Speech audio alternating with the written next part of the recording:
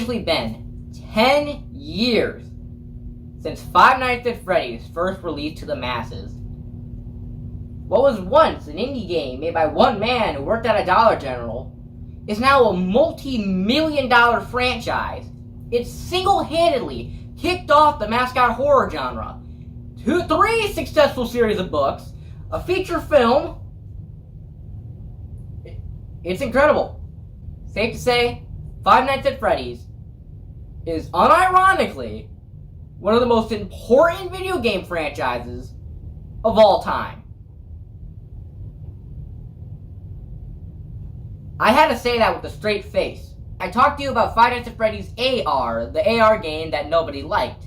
But now we get into the real meat and potatoes. Five Nights at Freddy's Security Breach.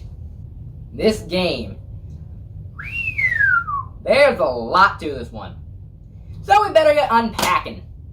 Specifically, why I have the disc version instead of the PC version like most people would suggest. Well, you see, I went to go buy it on PC, but then as it turns out, it's over 100 gigabytes worth of stuff in there! That's a fourth of my hard drive space! Needless to say, I can't do that, and so, classic game version it is then.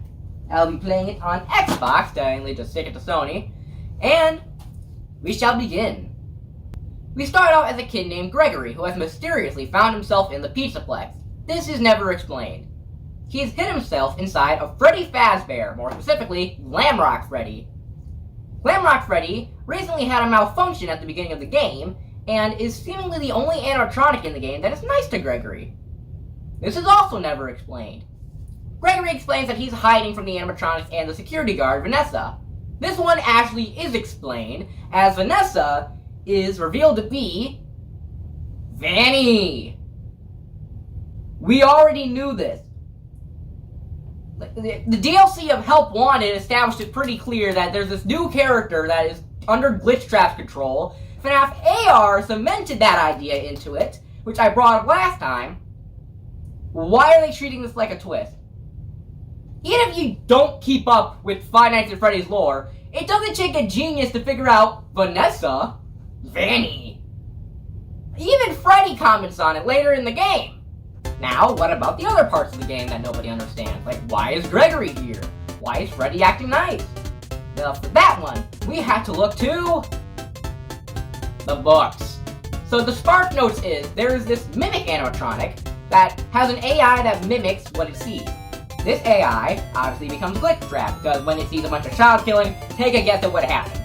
Now, Glitchtrap is sent all over the Pizzaplex to save money, right? So now, the Glitchtrap evil, use animatronics, kill children thing, is now in all of the animatronics, alright? So now it's also under control of Vanessa, and according to the books, it's also under the control of Gregory. Gregory is mysteriously freed, which that's another can of worms I got to deal with, and that's how we wind up in here, right? So if you don't have the money to fork over to buy all these books, all you're really going to get is that the animatronics are trying to kill you, which that's the summary of every game. This is the first open roam Five Nights at Freddy's game, which I was part of the camp that was a little confused on how this would work, but that was always more of a sit and survive kind of game, pun not intended. The whole idea is that you can't run, and that you are cornered, that you have to fend off with limited resources, resource management. So here you're fully able to run and explore around this giant-ass Pizzaplex. According to most, this game takes place in 2026. So, in the span of 3 years, mind you, since FNAF, at least FNAF 6, in the span of 3 years, all of this has happened. How the hell did that happen? I'd like a little more insight into that. However, this is never explained. Again, I've said all of this, and I haven't gotten to the actual game. Woo! We're in for a doozy, aren't we? So we get introduced to all of the main animatronics in the game. Roxanne Wolf, Glamrock Chica, Montgomery Gator, the 3 of which are now all after you. The first time in the series, these animatronics are fully sentient, and not by possession means like just full-on, nuts-to-butts robots alive.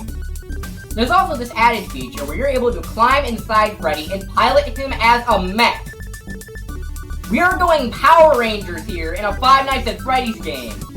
Okay, fine, this is cool. Look, I'm sorry, but getting to actually control one of the animatronics and pass by them as one of their own is such a cool idea. Getting to actually pilot an animatronic and be in there, that is such a cool idea, and it is never utilized properly in this. I wish they did something more with this than just using it as a free sneak around method if you don't want to be all sneaky yourself, but God, there could have been so much more to this idea. So Gregory is doing a wild goose chase around this to find different passes, which, A, is extremely frustrating because you're just running around, dodging animatronics, grab pass, move on to the next. It's also frustrating because the game doesn't want to exist. Literally, you can go 5 minutes of walking and the game just starts glitching out. Now, you could sum that up to me playing on the Xbox version. But I would be stupid to say that because we all know how Security Breach launched. Literally everybody and their mom was dogpiling on this game. So Gregory's looking for yet another pass and ends up into the daycare and meets the Sun and Moon animatronic. One thing I can't give this credit for is that these characters actually look like they were made for kids.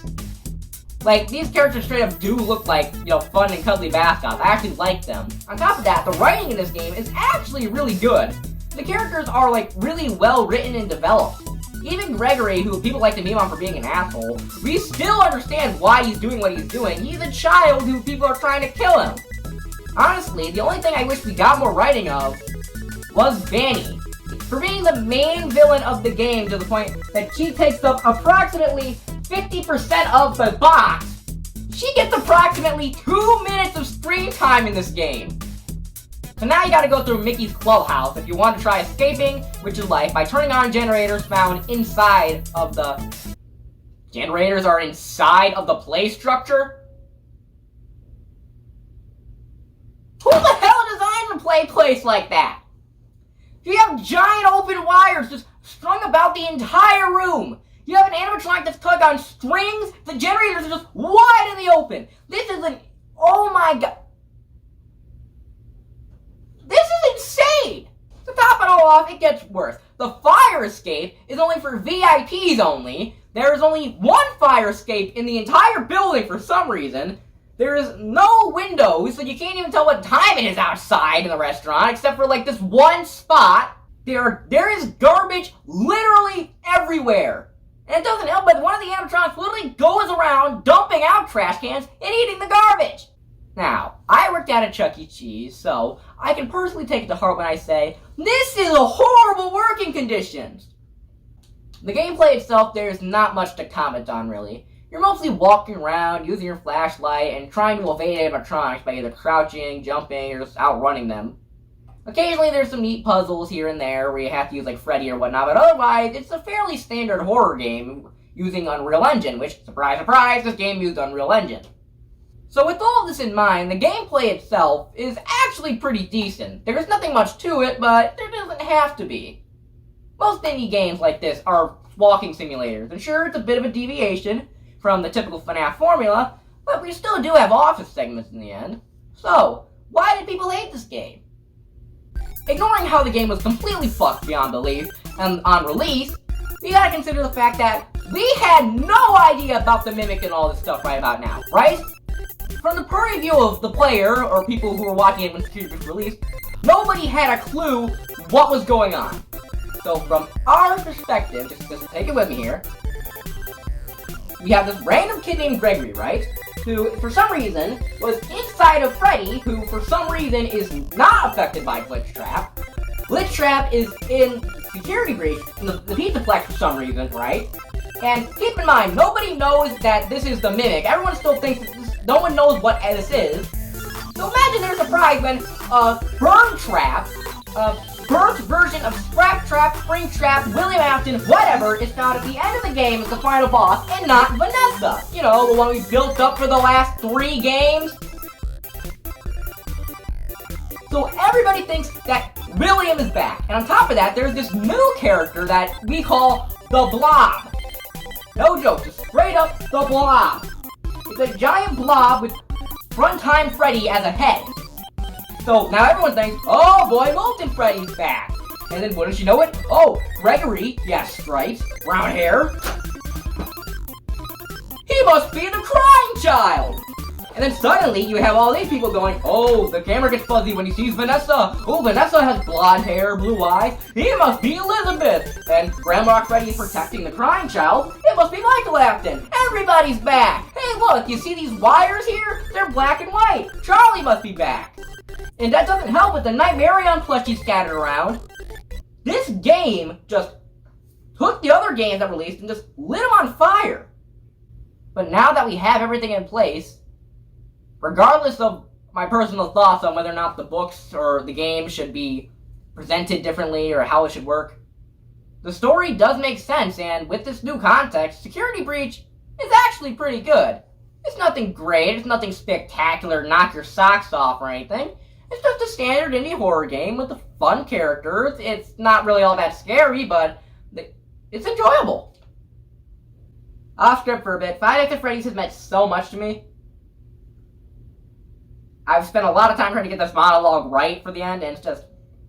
this game series means a lot to me, and even if I didn't particularly enjoy playing Security Breach with how frustrating the game could be, Security Breach is just as much part of the franchise, and I'm really enjoying the storyline with the Mimic and everything. It's nice to see something that I've been a part of ever since I was a little kid blossom into this huge story where now millions of people gather to see it every time. Between the movie and the new games, something I was a part of is now, boom.